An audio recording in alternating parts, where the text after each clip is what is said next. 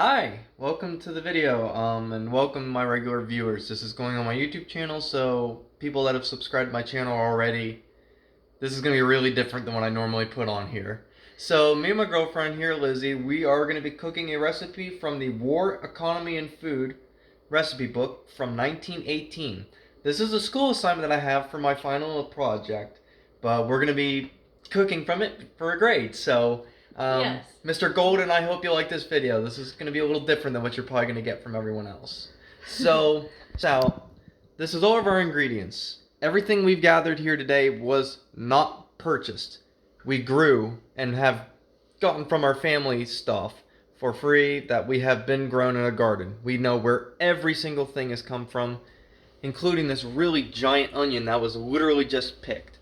If I can find a way to put the picture of the thing in the dirt, in the video, I will probably be right here, but if it isn't, then so be it. We have some potatoes, and the meat here is actually deer meat. We butchered, killed, and processed this deer all ourselves, so we got game. So the book itself is here. It's the War, Economy, and Food with suggestions and recipes for the substitutions in the planning of meals. This was released by the United States Food Administration, or the USFA, I'm not sure. And it shows you and teaches you how to substitute parts and things for your food recipes for cooking. And this is the recipe we chose. We chose the beef stew. The recipe claims that you can substitute for wild game and poultry. We decided to go with deer meat. We've also changed, we've added potatoes. So we got potatoes right there, 5 of them. They're pretty small, but they'll do. We got cabbage for the vegetables. We got tomato chunks. We got sweet corn, green beans, and even some bell peppers. I think they're bell peppers. Yes, really chopped up. And for seasonings and stuff, we didn't have anything on hand, so we're just going to run with what we have.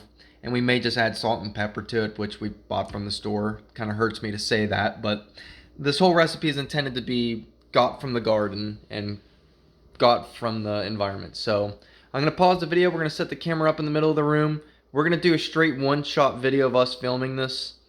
And we're going to put it, I'm going to put in the most interesting parts for you guys to see. So it won't be super long. Alrighty, here we go. Okay, we're back. We actually had to take a 10-minute detour to go get some more stuff. We went to our Amish neighbors, and in this jug here, we got some spring water.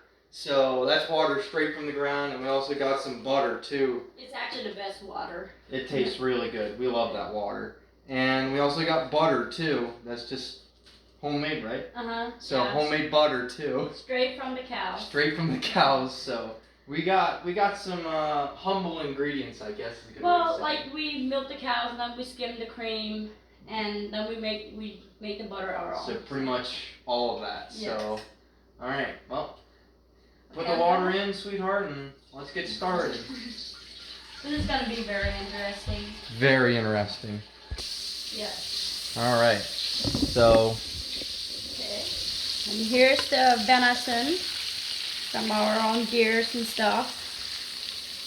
That we fried in homemade butter. I'm gonna set the camera here for this. I can actually make this way taller. There we go. Now you can see. You started already? Yep, it's still going. I wish I had a little red light to let you know if it was videoing still. That's okay.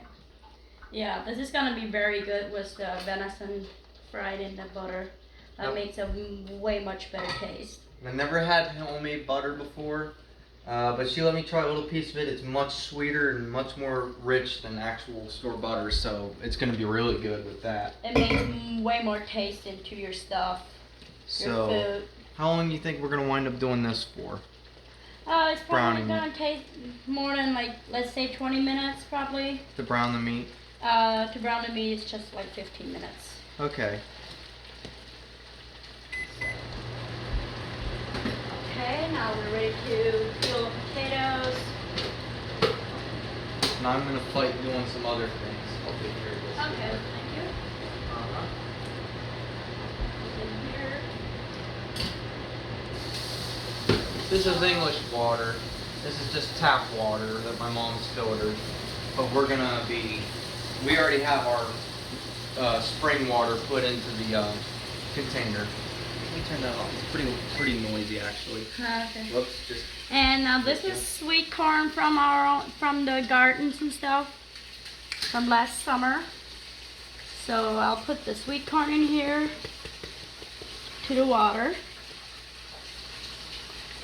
Oh, I have to get a spoon to get it out.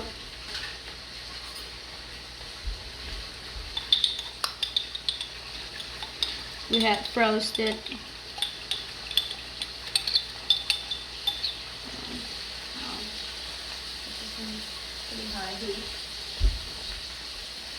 By the way, I think we should mention my girlfriend is actually Amish. She jumped the fence here recently, so she's not used.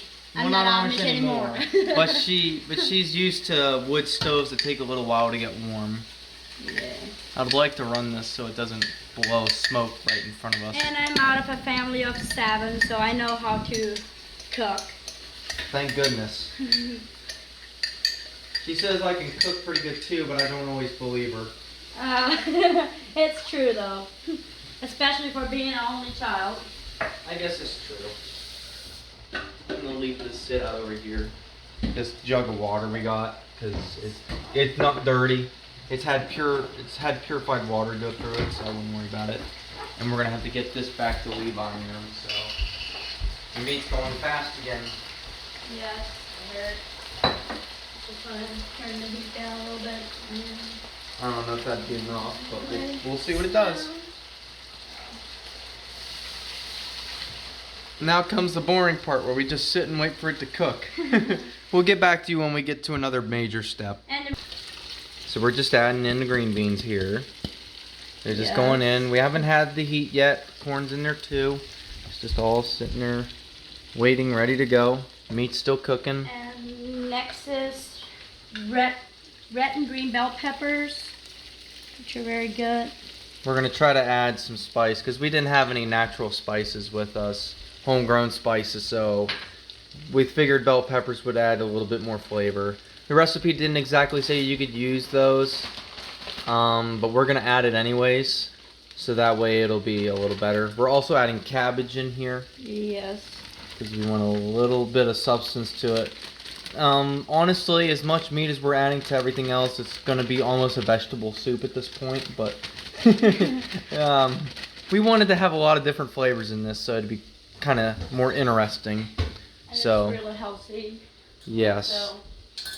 We knew where everything came from. So the next step's going to be doing what, Lizzie?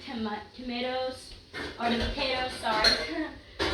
So I'm gonna peel the potatoes and put it in here because they are literally raw yet. So we have to boil those for like 10 minutes. Yup.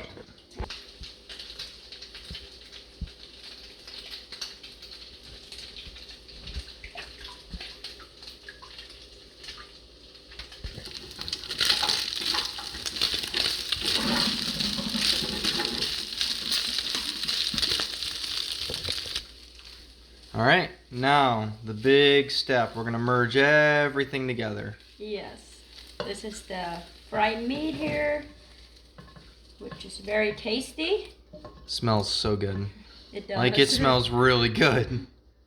Alright, now it is added to our stew meat. I'm going to turn on the heater for this on probably a single burner on medium. Just to get some heat into it now. So the next step is the potatoes, and get these boiled, and then put it in there with our mixer, and then it's all done for the potatoes. So we're going to add some water to the potatoes from the stew itself. So it's all the same taste. Hopefully. Yes. It's going to be really... Just forget it. Okay, here's the onion. It's just picked out of the garden this morning. And so I will clean this thing off here. So it's nice and yellow or white. Maybe it's white. It's a white onion, I think. Yes. And we're not even sure how our neighbors managed to grow this onion this early. This was just picked this morning. we have no idea how they got it so huge so fast besides growing it inside. Well, yes, they said they put it in the garden. This was a onion from last summer, so they just put it in the ground and it keep growing. Oh, so it's recycled onion. Yes, it's Good. all Amish raised in the garden. It smells so strong. Would we be able to use these greens as a seasoning? Yes. You may want to do that then, because the recipe says you can do that. Uh-huh. So yeah, let's just throw that in too with Have it. you?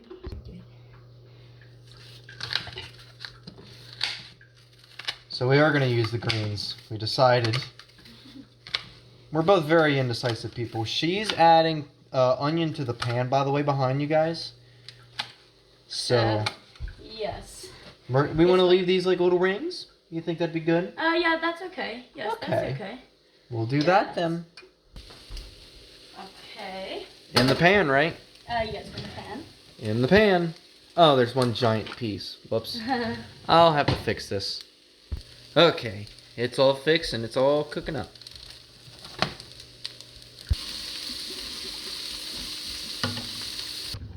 Onions. Okay. Here's the fried onions Going and in. greens, which are very good. Nice and browned. And then it's just the potatoes left anymore, and it's all mixed together. My boyfriend is a very good cooker, by the way. No, I'm not. Don't let her lie to you. I'm not. Last thing going in is the potatoes. Yes. And then, And now it's just time to bake. It's going to take a little while though, isn't it? well, like another 5 minutes. Another 5 minutes, okay. It's not gone. The recipe code for an hour with the water says simmer 2 quarts of water for an hour with the meat in there. And then add carrots and cook for half an hour. Then add the potatoes and peas, but we're doing it our own way. And here we go.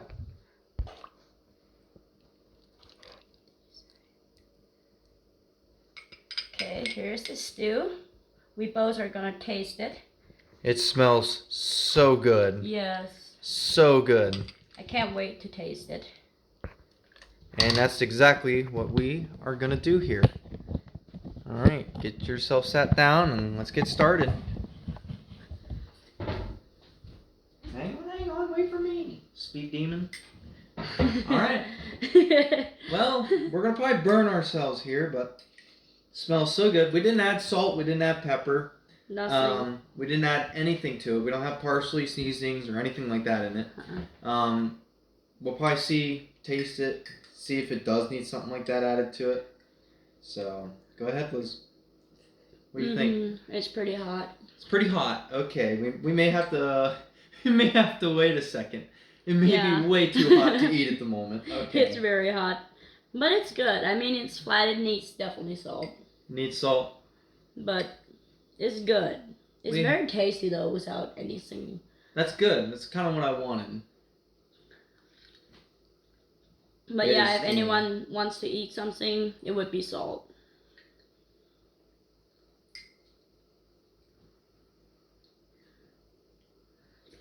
I think after we had it sitting on the stove and we said it's pretty much all ready to go to ourselves.